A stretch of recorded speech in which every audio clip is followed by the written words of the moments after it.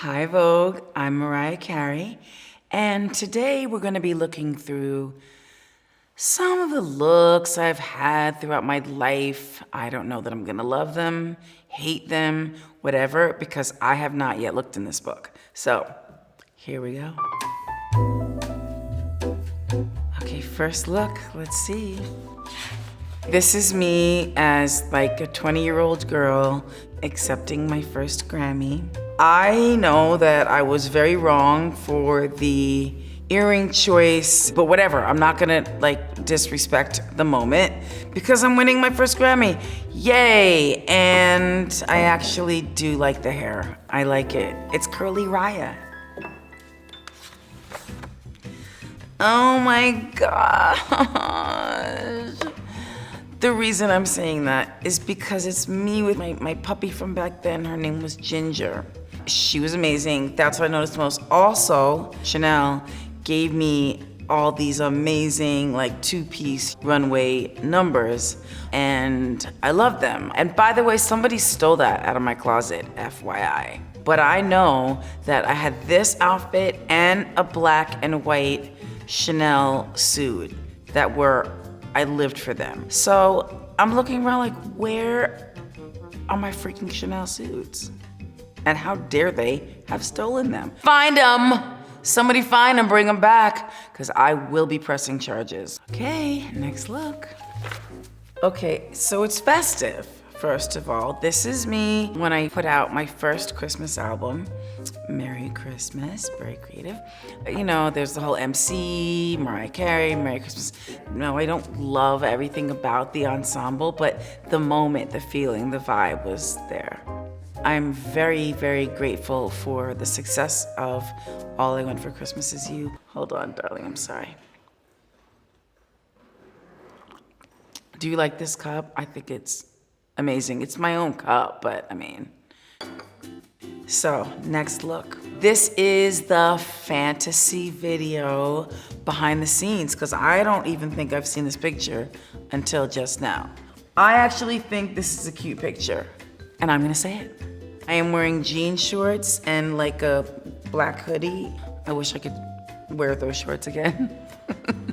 This was my directorial debut. I was discouraged from working with certain directors who may have gone for a quote-unquote sexier vibe. Let's just say it wasn't allowed. So I was like, well, fine, I'll just direct the freaking thing. It's a roller coaster ride. It's a lot of things like that. There's really no concept for the video. So this is Honey.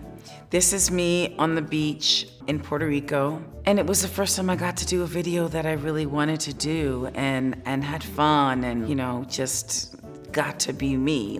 We had a whole concept where I was kidnapped. It's a whole long story, but somehow I get away from the villains and I'm like, boom, and I bash one of them in the head and jump into the pool. And then we had an ensemble change in the pool and had this bikini that was inspired by Ursula Andress and her Bond girl, Fabulosity. A lot of things happen. There's a jet ski moment. I live for the jet ski scene. I love the hair on the jet ski because I love the swoop. Oh, and at the end, the little brown outfit and the curly hair, and I'm jumping up and down. I had the best time ever making that video. I actually really do like this look, I have to say. It was kind of the first time I was able to do whatever I wanted to do in terms of whatever the ensemble was gonna be. It's a tad revealing, what have you. The bandeau top, the little straps, and the skirt. The slit is kind of major. The slit is there, it's present. We see the slit. Do you have any tips for anyone who might be wearing such a dramatic slit? I mean, I can't tell anybody how to wear their slit.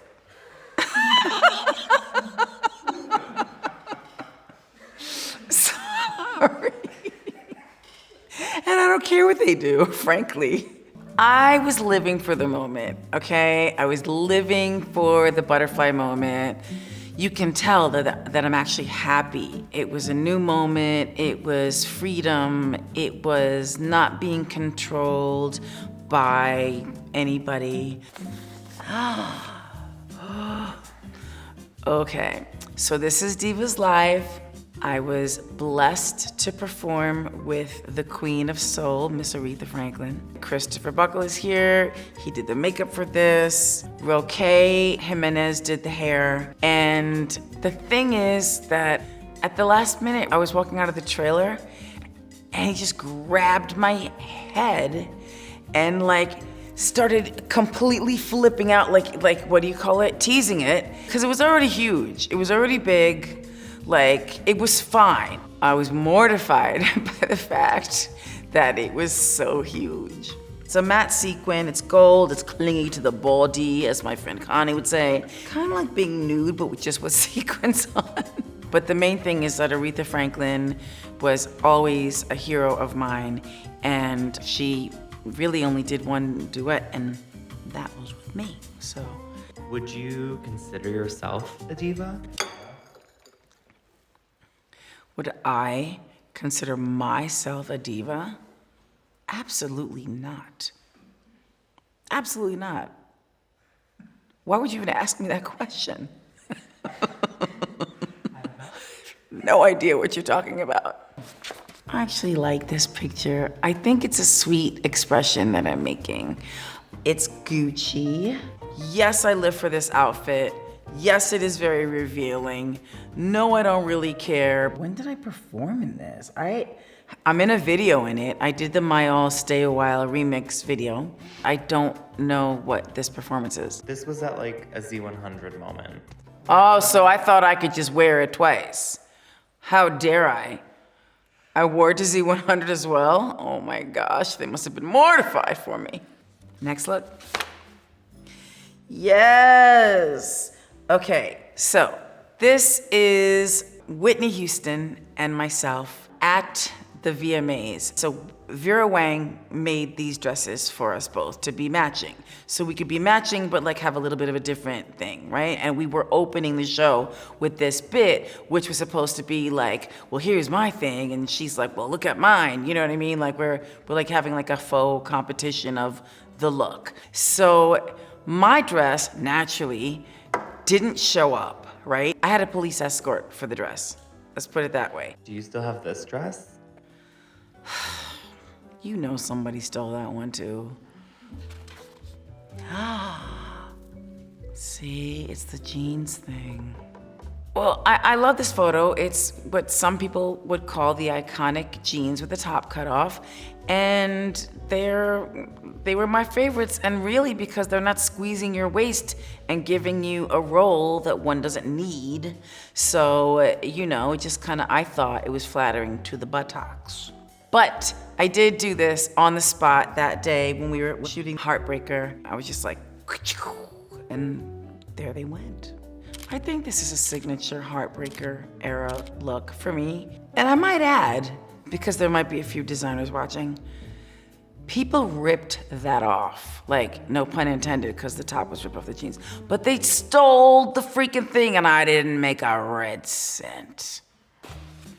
This is the cover of my album Rainbow, which was shot by David LaChapelle, one of my favorite people. This is not like special effects, blah, blah, blah, whatever. Was not done in post.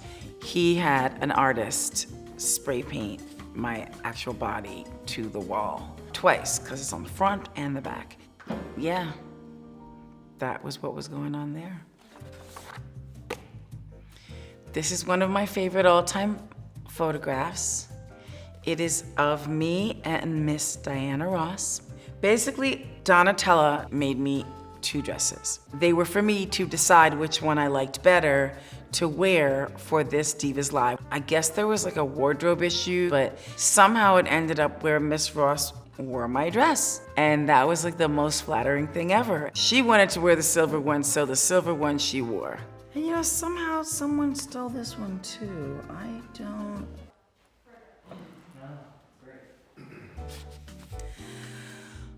Oh, well. So I have a bittersweet relationship with this photo because it was like this period of my life almost killed me. I don't hate the cover. Despite the stigma, the Lamely got #justice for glitter 2 years ago, And that was amazing. That was amazing. Like, I don't care who you are, your fans can never be as good as mine, sorry.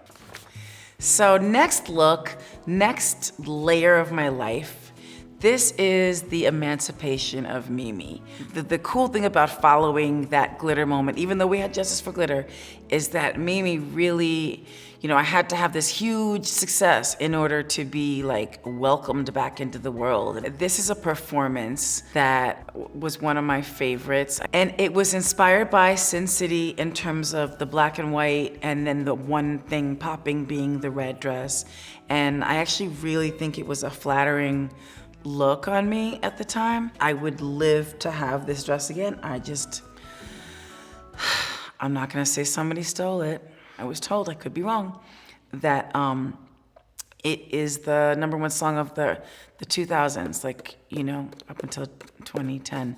So this is me receiving my star on the Hollywood Walk of Fame, and it's an incredible moment because you can see my son Rocky here. This day was an amazing day, but you know, it was daylight. It wasn't my favorite lighting. I have to be honest. Everything should be an evening event.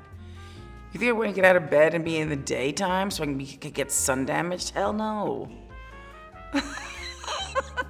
And even when I look at the dress, I'm like, oh, I could have done better, but whatever, you know. You get what you get when you get it. So this look is me at the Golden Globes. It's Dolce & Gabbana. I have to say, I added a little thing here with the top situation. I don't know if they were mad, I hope not, but it's daytime. I should be sleeping. I don't have time for this daytime shit. Sorry. So, this next look is from my latest Christmas special, Mariah's Christmas, The Magic Continues, and this is one of my favorite gowns ever. And it was a 60-pound train. If you watch the Apple special, you will note that there are several men holding it, strong men holding the strain, picking it up and walking with me. The beading is why it's so heavy. And it's Dolce & Gabbana. I think it could have been like a little bit less open in the front, but like this always happens to me. It's the drama of it all, it's the drama. I just look at myself as like, okay, I've spent more than half of my life working in this industry. It's a career, it's a life choice. It's not always easy, and you just have to be devoted to it, dedicated to it. And sometimes, if you're lucky, you get a good look or two. Well, Vogue, I thank you so much for having me. I hope you enjoyed my looks, and I'll see you next time. Gorgeous.